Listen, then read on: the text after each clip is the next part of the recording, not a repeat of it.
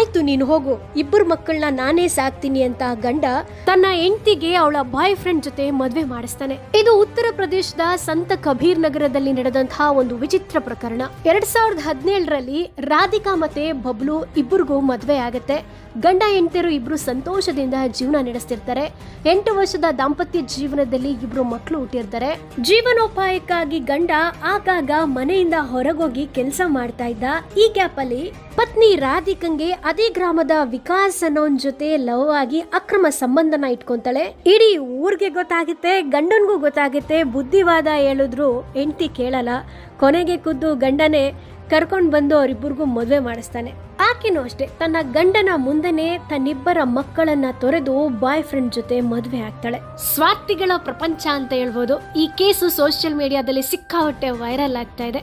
ಈ ರೀತಿ ಘಟನೆ ಯಾರ ಲೈಫಲ್ಲೂ ನಡೆದೇ ಇರಲಿ ಅಂತ ಬಯಸೋಣ. ಈ ಕುರಿತು ನಿಮ್ಗೆ ಅನಿಸುತ್ತೆ ಕಮೆಂಟ್ ಬಾಕ್ಸ್ ಅಲ್ಲಿ ಕಮೆಂಟ್ ಮಾಡಿ ತಿಳಿಸಿ. ವಿಡಿಯೋ ಇಷ್ಟ ಆದ್ರೆ ಲೈಕ್ ಮಾಡಿ, ಮ್ಯಾಕ್ಸಿಮಮ್ ಶೇರ್ ಮಾಡಿ. ಧನ್ಯವಾದಗಳು.